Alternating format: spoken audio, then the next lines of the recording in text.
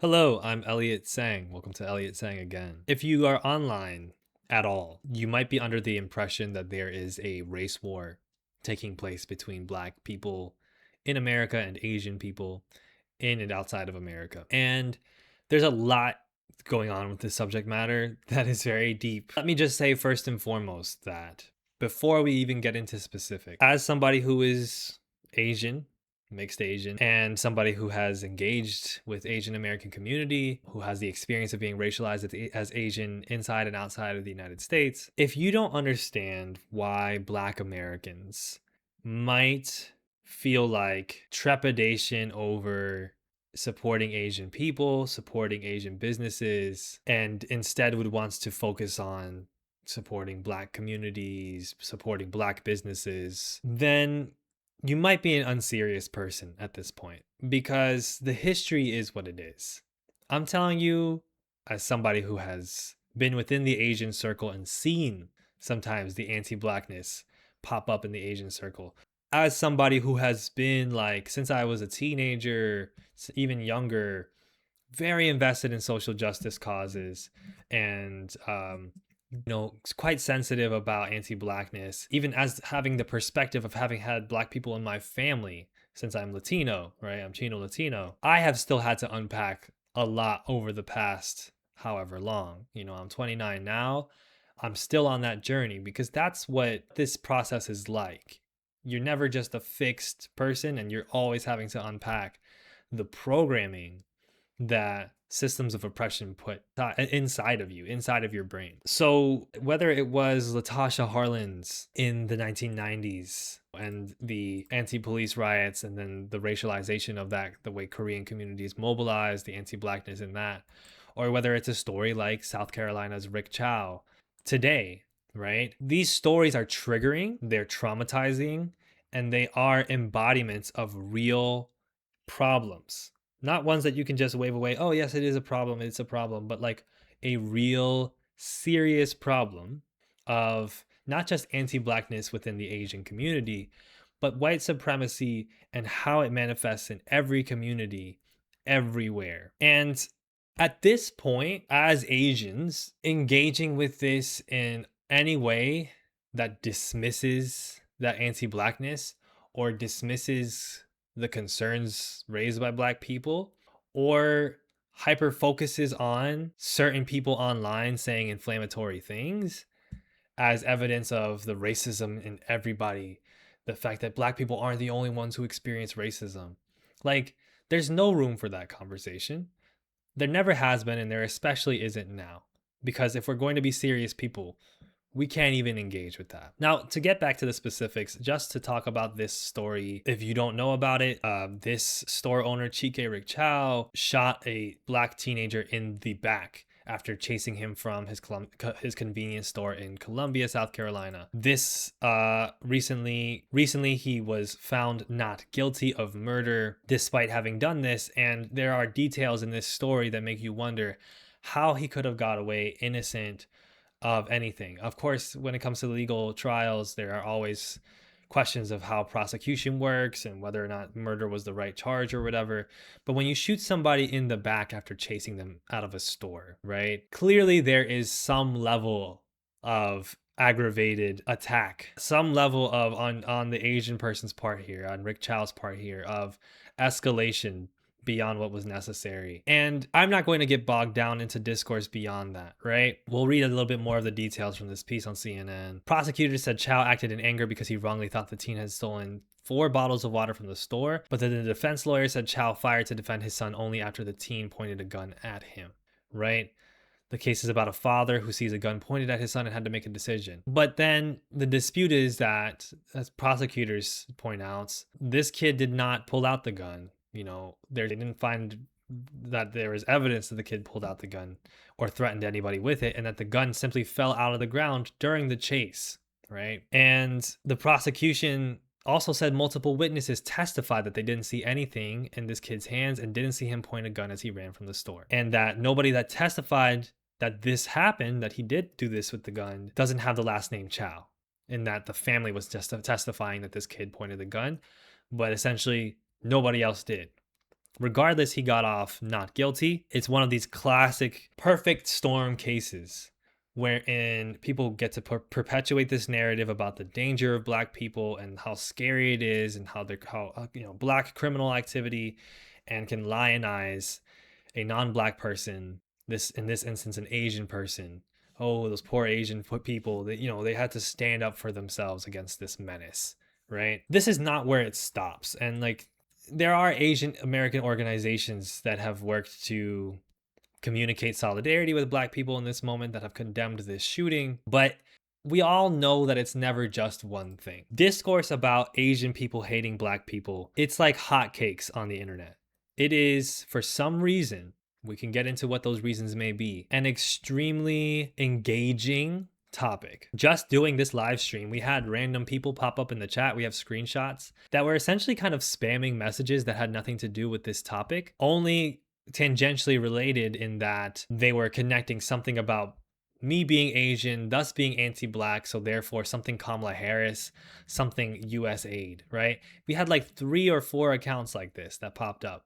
People who apparently would just have never engaged with my content otherwise. And to me, this smells like, I don't know, fish. It smells like seafood. It smells like there are forces at play here that are clearly acting in bad faith and magnifying this discourse as some sort of dividing line, some sort of way in which you can go after whoever you want for whatever you want. And that's partially because of just how triggering the topic is. It's partially because of how poorly addressed the issue is. And it's partially because this is what social media does. Somehow it seems like social media has even gotten worse in the past year or two. It's always been very bad. It's been getting worse over and over again. And you have to hand it to them. You have to hand it to the social media companies and their leadership, because somehow they keep topping themselves. I mean, the algorithms, while simultaneously constantly censoring any political content, while constantly censoring any content about, genocides occurring, or any anti-imperialist content, or any, serious anti-capitalist content that isn't just a remark here and there. At the same time, black people and Asian people fighting, or Asian people appropriating black people, Asian people hating black people being menaces, black people being violent toward Asian people, always gets hella clout and hella attention from people that almost seem to be spam accounts, essentially saying the same things over and over again, right? Now, even when I use a word like hella, right, that is a word that comes from Black American communities. That's a word that comes from Oakland, in my estimation. That comes from hyphy culture, I think, the Bay Area. And that speaks to also just how much this discourse reaches into every part of our cultural lexicon, reaches into everything that we breathe and inhale and digest.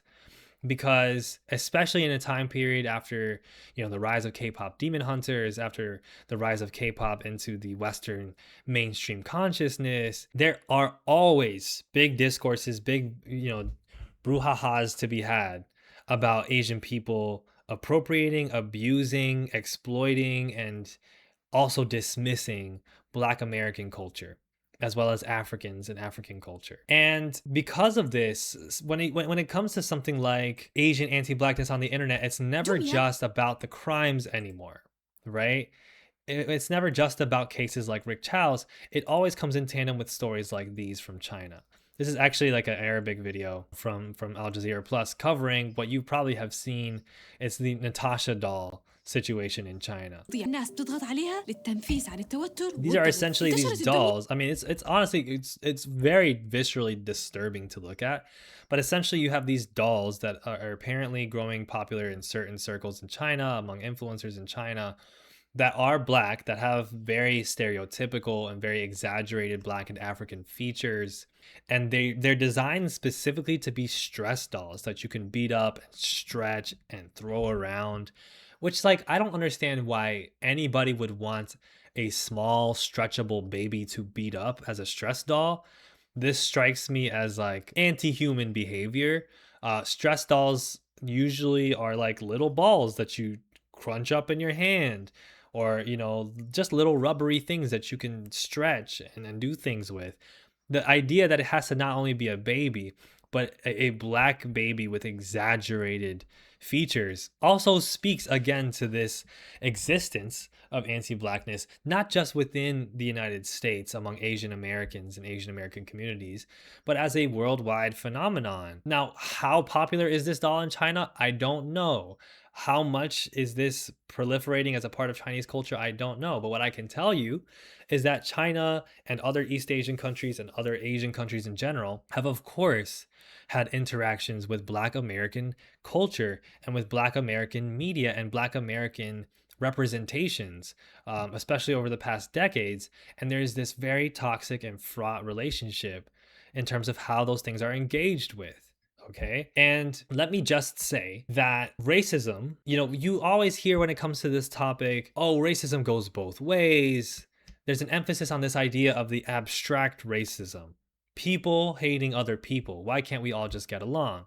But it should be clear by now the limits of that discourse.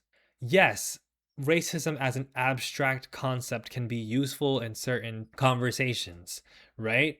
But if you take time to study the world, right, around you, you will realize that no two racisms are alike.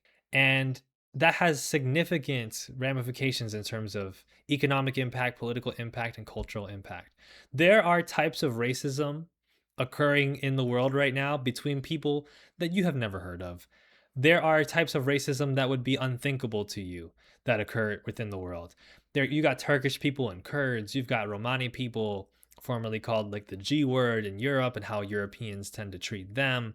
You have racism between different ethnic groups, indigenous groups, or towards indigenous groups within a specific country. So in Latin America, you have racism towards not only descendants of Black slaves to the Americas, but also towards indigenous groups. You have, in East Asia, you got Japanese racism towards indigenous, people of Okinawa or Hokkaido. You've got all types of racisms, and they all have their different structures. Some of them you might not even be able to best describe them as racism. Like, for instance, in South Sudan, right? You have a massive crisis, a genocidal humanitarian crisis going on in Sudan, in South Sudan especially, but also within the entire Sudan region, but also within Sudan, the country north of South Sudan. You have this crisis, which was, magnified and created by colonial powers, in which part of the issue then becomes specific Black peoples, indigenous Black peoples, with violent conflicts between each other. Like you have the Nuer and the Nuer and the Dinka in South Sudan, tribes that lived among each other with various different configurations and periods of peace and conflict, but general and understanding with each other for a very, very, very long time in South Sudan, that now have conflict with each other created by the British in the 20th century, right? So there's always a white guy, there's always a colonizer that's going to create new racisms in order to divide and conquer, in order to separate specific groups that are more radicalized from groups that are more integratable. All of these racisms exist. And yet, when we talk about anti-Blackness, which is unique just like every form of racism is unique, you have a system, not just belief-wise, but a system in which in the Americas, whether it's in the Americas, white people towards descendants of Black slaves in North and South America, whether it's in Africa, the colonization continually of sub-Saharan African countries, or of North Africans towards sub-Saharan Africans, or very prevalently, as we can see in Europe or in places like Belfast, violent racism towards Black immigrants from those African countries, often who are Muslim, but sometimes who are Christian or other denominations, not denominations, but also could be Christian or other religions, moving to Europe and then becoming essentially ostracized and violently persecuted, to where in Belfast right now you have asylum houses, for asylum seeker, not asylum houses, to where right now in Belfast you have asylum seekers living in specific housing that is now getting burned down by violent race riots in the streets by Northern Irish people, right? Everywhere you look, with all these racisms and all these problems going on, you can find somebody, part of a majority in any country, that has significant anti-Black beliefs and participates in anti-Black processes, okay? Whether it's through xenophobia and anti-immigrant sentiment, whether it's through exploiting Black business and Black resources, whether it's through just straight up not liking Black people, being afraid of Black people, believing Black people to be violent. It's everywhere. You could go from the North Pole to the South Pole and anti-Blackness is there. And on top of that, you have several structures, one of which being that culture, that Black American culture, being exploited by white Americans through record labels, like Geffen and Universal Music Group, Warner Brothers Music Group, Sony, that are run by white business people making billions of dollars off of Black music, off of Black television, Black actors, Black directors, Black artists of all types, and then exporting that to these other countries around the world to profit from that Black labor and that Black creativity. And then those exports become consumed by people in a place like China or South Korea with also these added stereotypes that comes from these same white American people about these Black American people being gangster, being lazy, being violent. So they're simultaneously looking at Black American culture, essentially Black American culture, and saying this is the cool new thing from America. Simultaneously also then they are carrying with it the biases that those Black American people are the problem that should be extricated from that American culture. And then you have in the 2010s G-Dragon wearing blackface. Like, it's all that deep. Like, it's Lee Soo-man of SM Entertainment fleeing arrest in South Korea in the 70s, going to the United States, watching MTV, seeing Michael Jackson, and then having the idea we should make a business of Korean people doing this in South Korea. People will eat it up, and being one of numerous people that then founds what is the modern K-pop industry. And to this day, that K-pop industry still doesn't give a fuck about Black people. And so this idea of comparing racisms, not even in terms of like oppression Olympics, oh, anti-Blackness is the ultimate racism, but literally in terms of facts, literally in terms of politics and economy, it only holds you back a million times over. Right? So the title of my stream, and probably the title of this video if you're watching it, is we know Asian Americans have an anti-Blackness problem. Now what? Because this issue keeps getting talked about and addressed, but it keeps getting talked about in these inflammatory ways. Within the wake of Rick Chow's shooting of that Black child, or these Natasha dolls being talked about on social media, you have advantageous accounts getting views, getting viral off of it, and inciting the idea that there should be some type of punishment, collective punishment of Asian people. Yet, right, this only can happen when you refuse to still look at the systems that create this in the first place. Because who you pay your dollars to and what capitalists you support is ultimately a failing game against oppression. At the same time, Asian people will continuously be fake about this shit and be ignorant about this shit because they refuse to acknowledge how deep anti-Blackness is and how important it is as a force that keeps this global system going. Whether it's like, how many times have I seen now the Asian American voice saying we have to talk about anti-Blackness in our communities? It is so true. We have to talk about anti-Blackness in our communities. Anti-Blackness is a problem in our communities. We have to address it. Well, you're not really addressing it very much, right? And a lot of the times those same Asian American voices, right, they're not proposing serious radical action in solidarity. They're not proposing abolitionism. They're not proposing strikes. They're not proposing boycotts. They're not joining Black radical organizations or patronizing them, or donating to those organizations. They're not even engaging half the time when there are new instances of Black crises in the United States, like what was portrayed in the Alabama solution. What happens with Black slave laborers in U.S. prisons today, whether it's, related to ICE as well at Delaney Hall. You still see this difficulty with mobilizing certain Asian people, the majority of Asian people, to understand that those issues are theirs to fight with. And then at the same time, it's Stop Asian Hate. And then you wonder why Stop Asian Hate doesn't have the effect that you want it to have. Because you cannot fix the problem of anti-Asian racism or Orientalism or Asian hate or violence against Asian people or xenophobia, etc., etc., without addressing anti-Blackness. You are not going to get liberation for Asian people if you're not going to fight against anti-Blackness. It's just not going to happen. It's just not going to happen. So then you just get stuff like this over and over again, right? Now, I enjoy this kind of discourse from time to time because you will always find people online who say these things like, oh, keep K-pop Korean, right? I'm avoiding showing you the majority of these kinds of inflammatory discourses online, partially because you already know it's there. You already know it exists. I don't really have to show it to you. But the thing is, we also just know that it's not going to stop because it doesn't feel quite unified with the goal of actually achieving liberation for different peoples.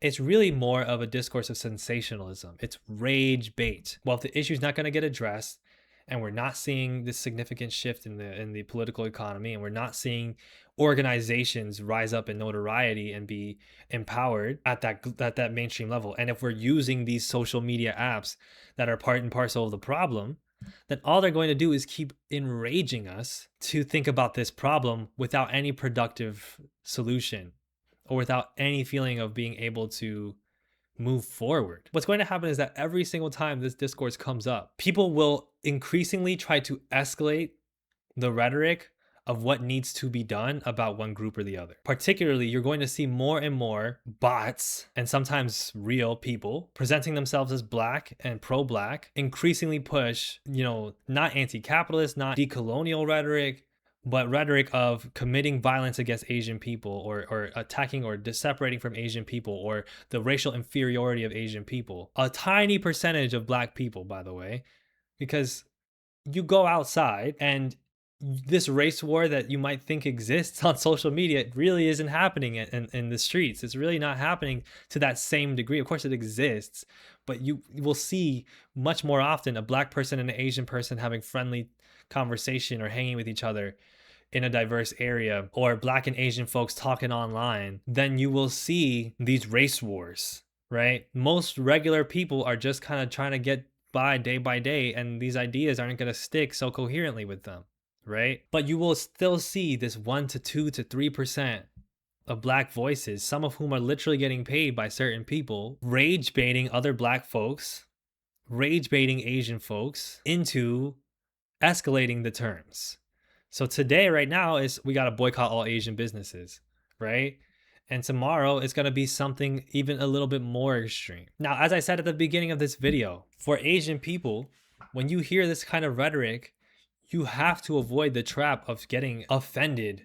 Because for one, like I just said, it doesn't reflect most people's reality. Most black people are very friendly to most Asian people. And frankly, the percentages are lower, but it still can go the other way around. Asian people will be very friendly with black people on an everyday, regular basis. Misunderstandings and racism happens, but it often happens in microaggressions and structural issues more than it'll happen in these isolated cases. But for Asian folks, it's so easy to get swayed by these bourgeois, capitalist, Asian ideologues online that don't actually want Asian liberation, but they want to build buzz off of talking about how much Asian people are hated on, how much Asian people are slept on, how much Asian racism isn't talked about, and how much black people think that they're the only people that have racism happen against them, which is the primary talking point of anti-blackness nowadays. There's not a single black person that will tell you the only form of racism that exists is against black people. They might say you can't be racist against white people, but they're not going to say, oh, racism against,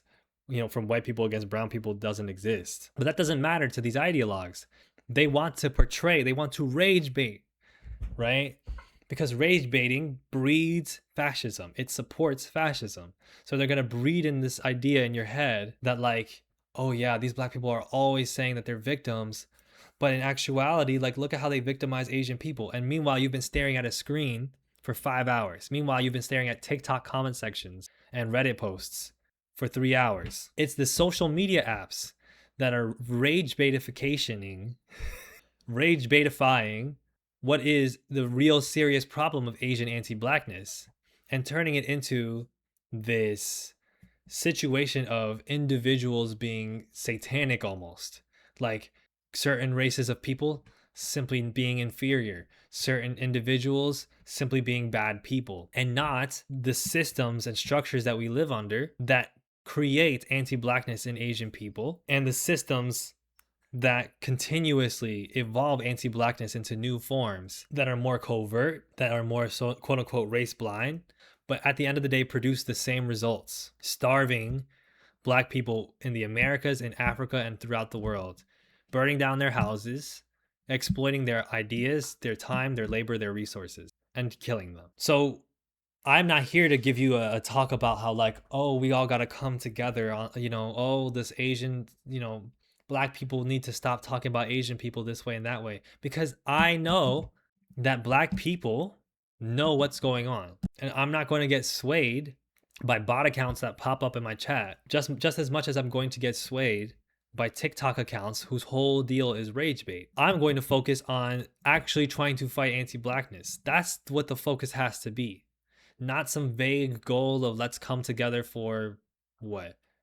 Let's come together for all of us to live in peace. What does that even mean? Let's come together for all of us to fight capitalism. Okay, well, if you're going to fight capitalism, you have to fight anti-Blackness. Asian people have to commit themselves to studying Black radical struggle, to studying Black history, to studying colonialism. And if they do that, these issues melt away in your head as sites of contestation. They stop becoming so complicated and so difficult and so triggering, because you can see that it's really just the matrix reproducing itself. Now, the problem is a lot of you Asians will not do that.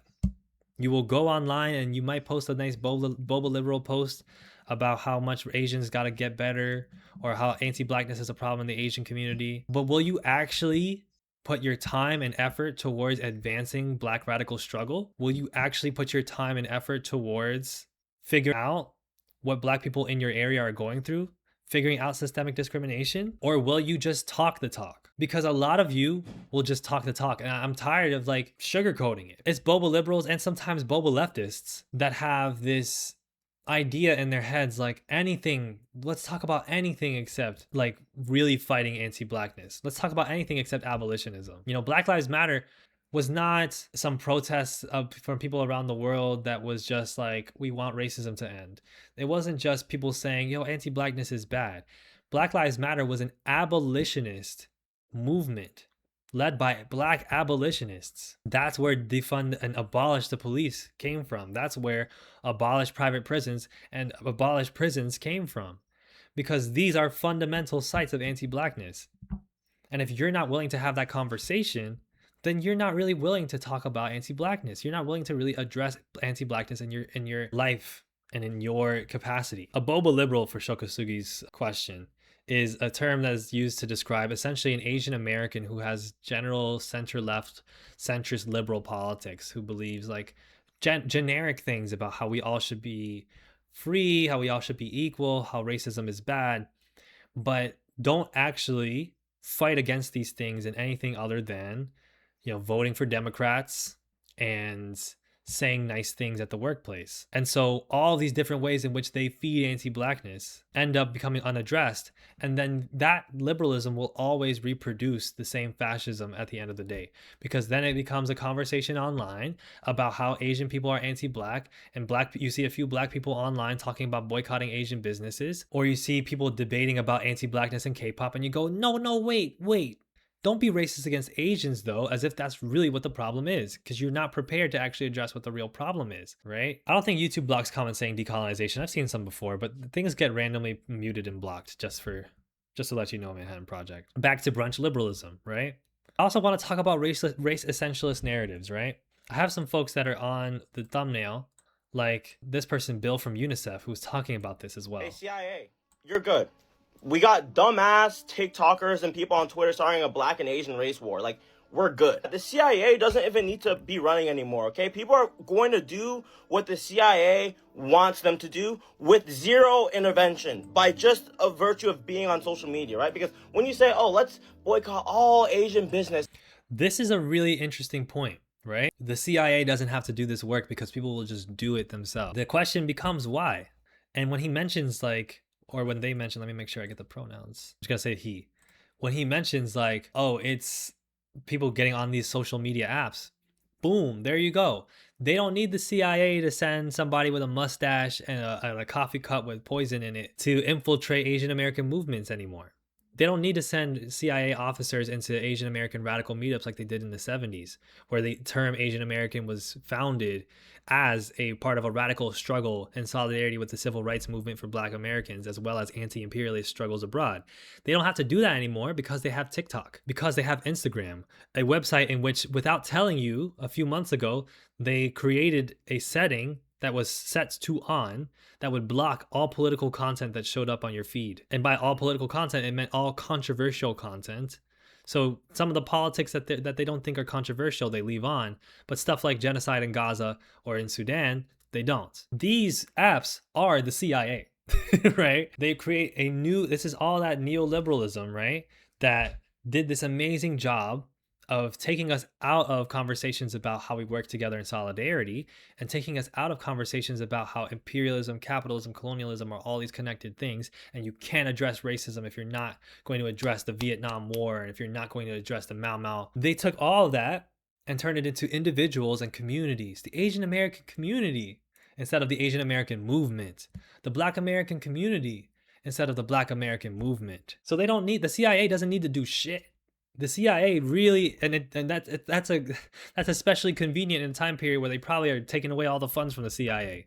Like, US aid was a powerful tool of the CIA. It was a powerful tool of the US government to maintain an image of saving the world through doing actual healthcare and resource distribution work on the ground, aid work on the ground in countries that they were imperializing. US aid was a great tool because it was basically, I terrorized my neighborhood, I robbed everybody in my neighborhood, and then I set up a charity where I donated stuff to the people in the neighborhood. And I'm like, see, I'm trying to address the problem. And if somebody else in the neighborhood is like, you're the one who robbed my house, I get to be like, I guess you guys just don't want any aid. You guys just don't want any, oh, I tried my best to solve the problem, but you know, these people, they just want to repeat the same problems over and over again. They gutted that program. That was a genius program. They gutted it. Why? Because they got TikTok now. Literally, they bought TikTok. You know, they forced American businesses to buy American TikTok because they got Mark Zuckerberg. And if they make a deal with Mark Zuckerberg that they're going to cut his taxes more and that they're going to help him with his divorce or something, then Mark Zuckerberg will be like, all right, we're going to ban any content about Gaza on Instagram. So this is how it works, right? I mean, I've seen other content too, right? This was Christian Divine's TikTok about it, right? It's wild the comments that you will see that essentially will address themselves as like being the only radical Black consciousness voice, right?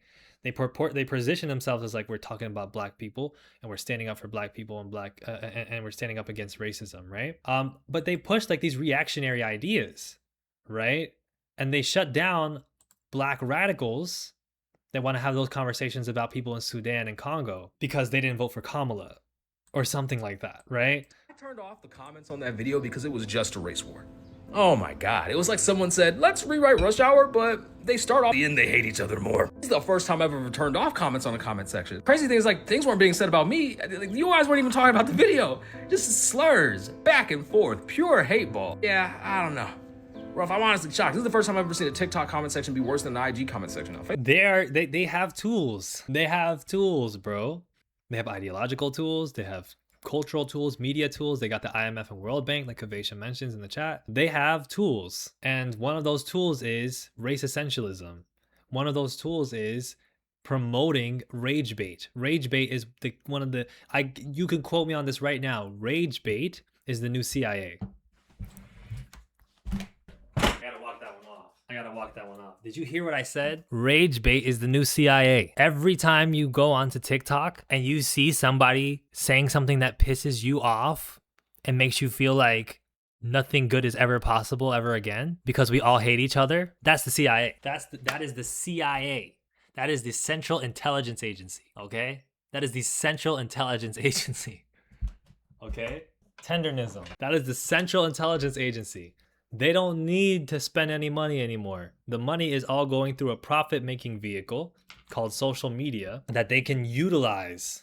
That's why rage bait is the #1 word of 2026. And if we're doing rage bait, we're not addressing the problem. If we're doing rage bait, we're not addressing anti-blackness. We're not addressing Asian hate. We're not addressing nothing. We're definitely not addressing capitalism or colonialism. My last point that I'll make before I move on to the next topic is about race essentialist narratives.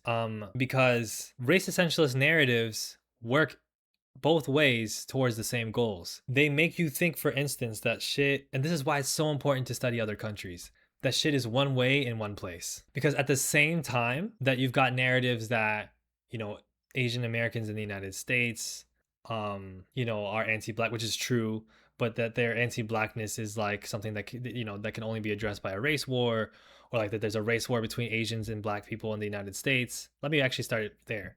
Because at the same time that you're looking at people say race war is the only thing that Asian and black people can have in the United States, is a race war, it's a race war, and you're seeing all that race war content in Trinidad and Tobago. You've got Asian people and black people, and their narrative that they tell people, like that people who are not politicized tell people, is, you know, we're diverse. Here, Indo-Trini people and Afro-Trini people, we get along, we have a shared culture. Look, we got doubles, like we got all this good stuff that we merged together. Trinidad and Tobago. And then meanwhile, in Trinidad and Tobago, you look closely enough and it's like, oh, there's systemic racism there. And so if you want to go the rage bait route, you could just be like, well, it's just like clear that obviously like Asian people just hate black people everywhere. And it's like, and then what, right? Or you could look at it and be like, anti-blackness is everywhere. And anti-blackness is not only the Asian person committing a hate crime or the Asian movement against affirmative action. Anti-blackness is also the social media app that presents you these discourses. Anti-blackness is also the music and media industry that presents you both the positive and the negative. Anti-blackness is also literally the phone that you use right now. It's in everything. And that's why none of this gets addressed without actual study of anti-blackness. You have to study your Asian American radical history. You have to, right? You can't be out here, you can't be over here talking about, oh, I'm gonna fight with black people online because they said this and that about Asian businesses. Or I saw a black person make a racist meme about Asian people. It's going to distract you from your goal, which must be fighting anti-blackness. Fighting anti-blackness is the exact same thing as fighting against Asian hate. It's the exact same thing against fighting against capitalism and colonialism. Because guess what? You don't want to fight anti-blackness, but you want to stop Asian hate? They'll hit you with the okie doke every single time. Every single time they hit you with the okie doke. Look at what happened in 2020 and 2021. It was stop Asian hate because of COVID, because of the hate crimes against Asian people. And what did they do? They put out a couple news stories about a black person jumping this Asian elderly person and how black people hate Asian people. And they had Daniel Day Kim, Lord Ozai himself. That's not canon. I don't accept that show as canon. But they had Daniel Day Kim out here talking about, we will put a bounty out for anybody who can find this black person who killed this elderly Asian person. We have to invest more into police. Hit you with the okie doke again. And then 5 years later, why is the Asian racism getting worse? Because you keep falling for it's not even a good move. It's not even a good move. It's the most basic move and you keep falling for it. So as far as, you know, my conclusion, I have nothing to say to black people because my focus has always been, I need to study and get better at understanding anti-blackness. I need to become more well-versed in understanding anti-blackness. I need to fight anti-blackness in more ways. Just as I need to fight all these other battles, they are all the same battle. It's not all these struggles are connected. They're the same struggle. It's the same people doing all this shit. It's the extractive circuit, right? Shout out to Ajay Singh Chaudhry. There's nothing as an Asian person that I should be feeling like I'm in a position to tell black people, because all that's going to do is reinforce the same problem. The idea that black people are the problem. They're not. So as Asian people, if you remember that, it's a hard lesson to learn sometimes because you can feel like you're abandoning yourself. You can feel like you're decentering yourself. It's the opposite.